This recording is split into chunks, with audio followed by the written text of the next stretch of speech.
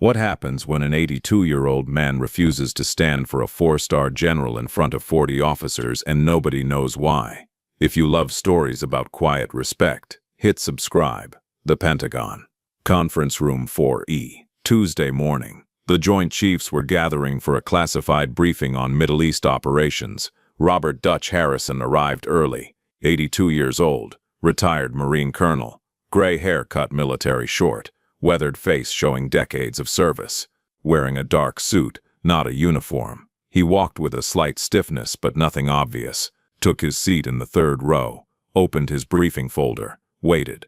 The room filled quickly. Active duty officers, retired advisors, Pentagon staff, everyone talking in hushed tones. Classified briefings always carried weight. At 0900 hours sharp, the door opened. A Marine in dress blues announced, General David Kane, chairman of the Joint Chiefs of Staff.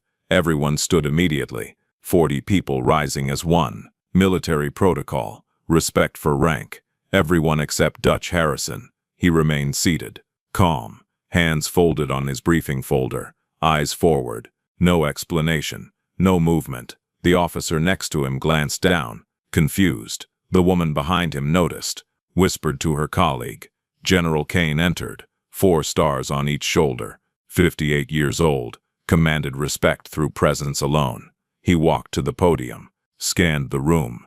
Dutch still sat, unmoving. More officers noticed. The whispers spread. Some looked embarrassed for him. Others looked offended. One captain leaned toward Dutch, voice low but urgent. "Sir." The general. Dutch didn't respond, didn't look at the captain, just sat there, calm as still water. The captain's face flushed. He straightened, unsure what to do. Report it, ignore it. The elderly man was clearly a guest, invited for his expertise. But this was disrespectful, wasn't it? General Kane reached the podium. "Please be seated." Everyone sat, except Dutch, who was already sitting. The brief moment of confusion hung in the air. Kane opened his briefing folder, began speaking about troop deployments, strategic positions. But something was off. The room's energy felt wrong. Tense. Kane stopped mid-sentence, looked up. His eyes swept the room and found exactly what he was looking for. Dutch Harrison, seated, third row, meeting his gaze steadily. The room went completely silent. Kane closed his folder. "Before we continue, I need to address something." 40 pairs of eyes followed Kane's gaze to Dutch. "Colonel Harrison," Kane said quietly, "why didn't you stand when I entered?" Every person in the room held their breath. Dutch looked at Kane for a long moment, then spoke. His voice was steady, respectful, but firm. "Because you told me I didn't have to, sir." Confusion rippled through the room. Officers exchanged glances. What did that mean? When had the general told him that?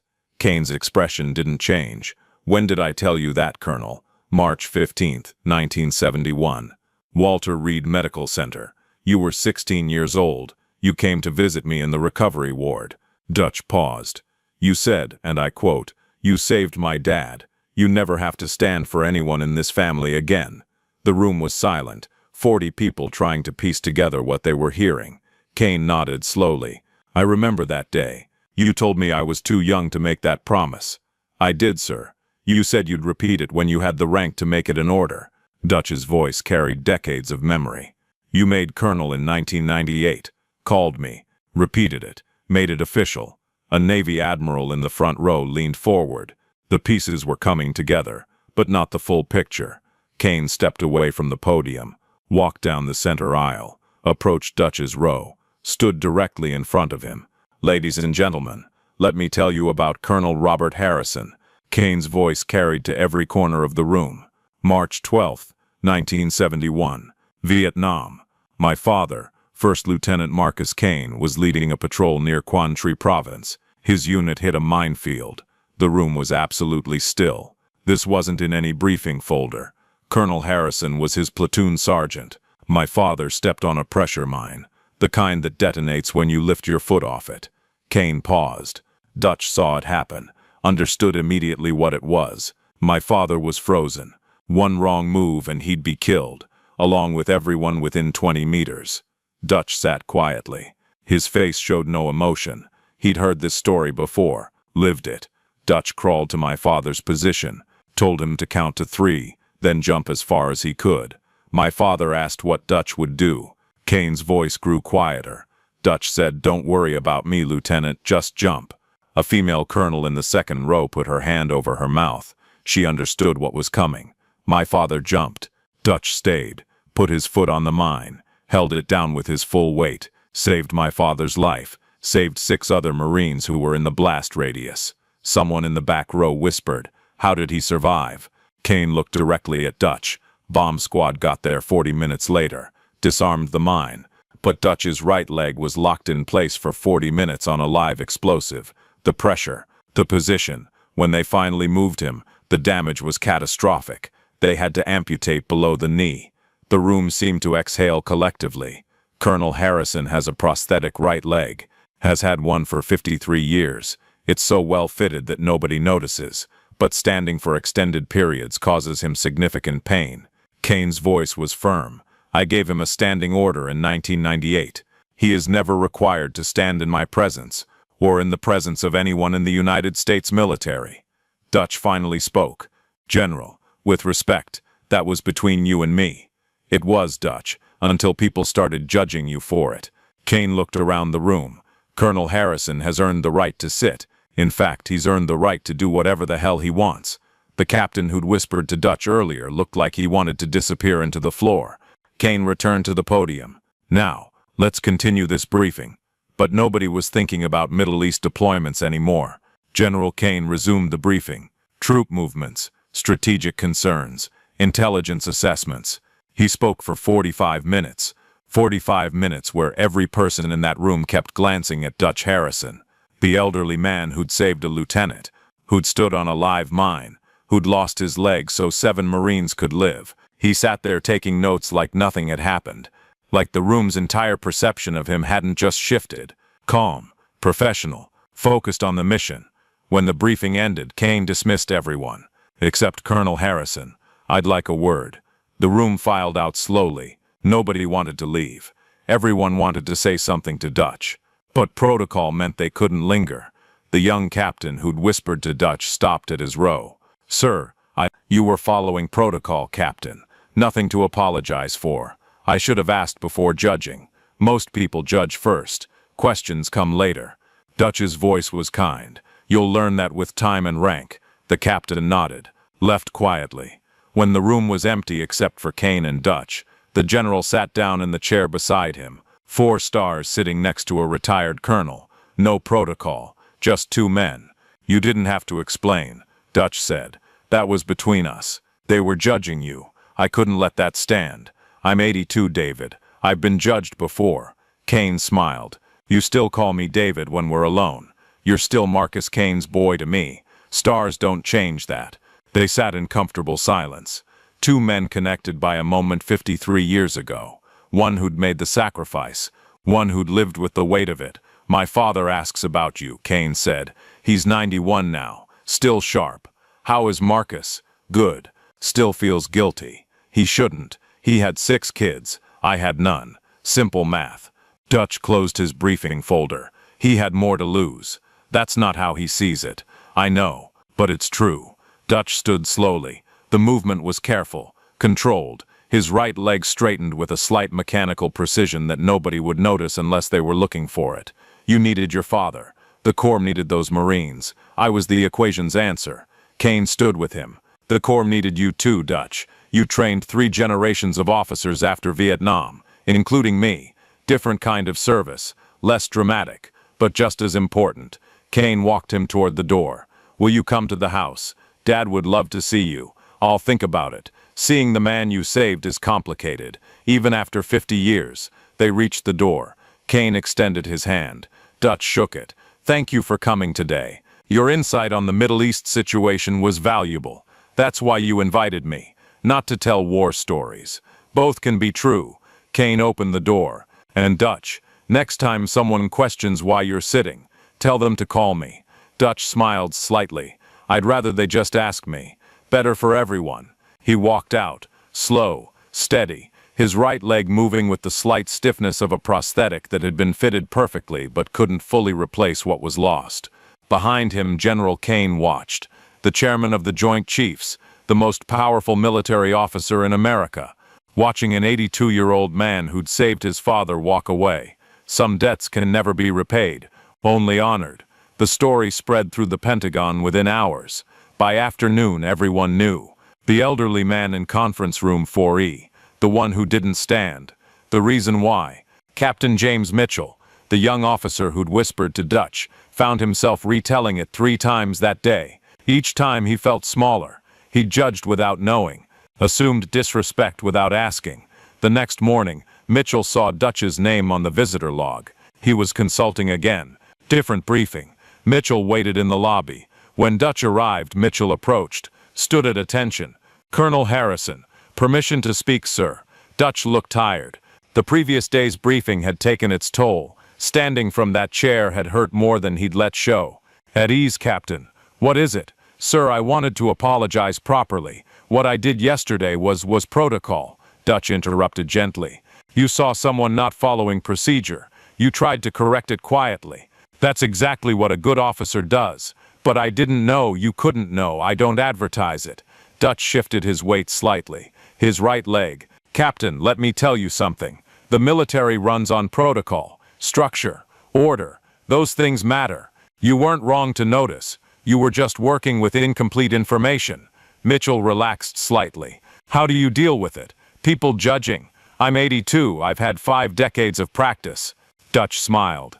"Most people see an old man. That's fine. I am an old man. The leg doesn't define me. What I did doesn't define me. I'm just Dutch Harrison. Retired. Consulting when they need me. The general said you trained 3 generations of officers. I taught tactics, strategy, how to think under pressure. The leg came off in 71. I still had my mind, still had experience. The Corps found ways to use me." Dutch checked his watch. "I should get to the briefing. Sir, one more question." "Go ahead. Do you regret it, stepping on that mine?" Dutch was quiet for a moment, looked at the young captain, saw himself 50 years ago, eager, uncertain, trying to understand sacrifice. "I regret that it was necessary. I don't regret doing it." Dutch's voice was firm. 7 Marines went home because of 40 minutes on a pressure mine. Marcus Kane raised 6 children. One of them became chairman of the Joint Chiefs. Those 7 Marines had families, careers, lives. That's not regret. That's math that worked out. Even with the pain, the prosthetic, even with all of it. Dutch started walking. "Pain fades, Captain. Death doesn't. I chose pain. They got life. Good trade." Mitchell watched him walk away. The slight stiffness, the careful steps, 53 years of living with a choice made in seconds. That evening, Mitchell called his father, retired Army, Vietnam veteran, told him the story. His father was quiet for a long time. Then, "I knew men like that. We all did. The ones who made the hard call. They're why some of us made it home. Do you think about them? Every day, son. Every single day." Mitchell understood something then.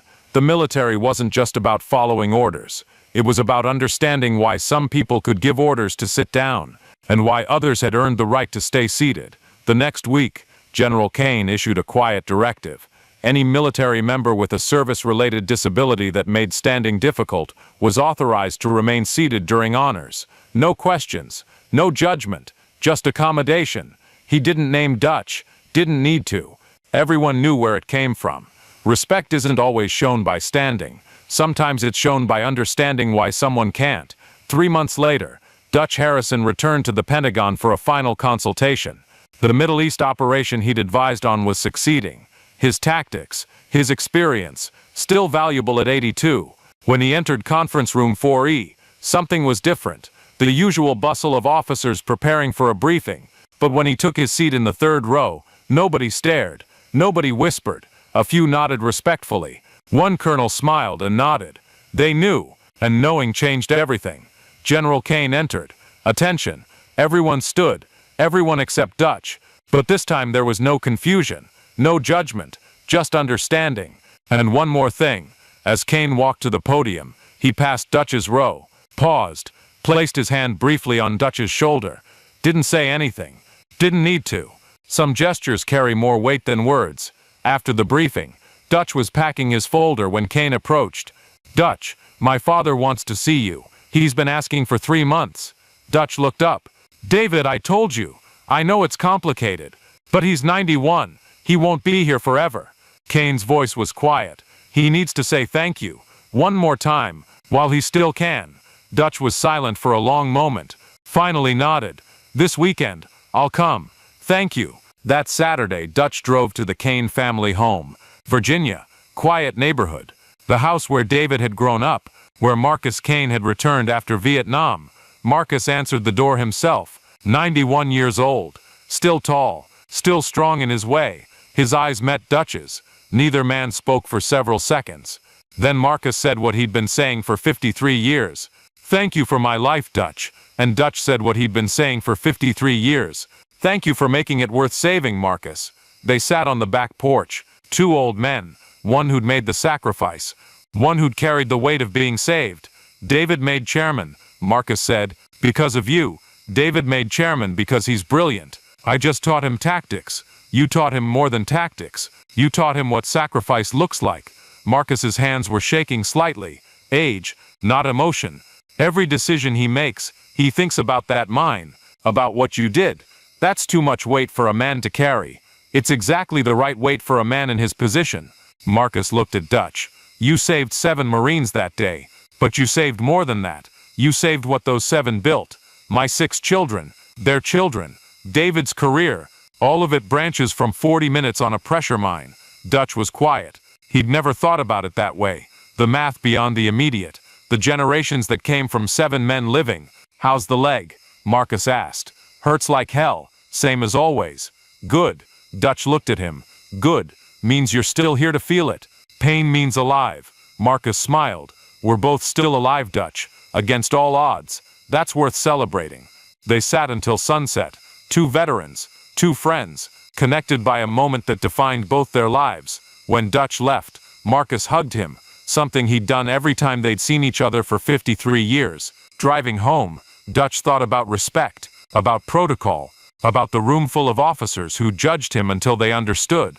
Most people see the surface, the old man who won't stand, the breach of protocol, the disrespect. Few people see deeper, the sacrifice behind the choice, the pain behind the calm, the 53 years of living with a decision made in seconds. But that's okay, because respect isn't about everyone understanding. It's about the people who matter understanding. And General David Kane understood. His father understood. The Marines who lived because of that mine understood. That was enough. Robert Dutch Harrison drove home. 82 years old. 1 leg. No regrets. If this story moved you, hit that subscribe button. More quiet guards coming soon.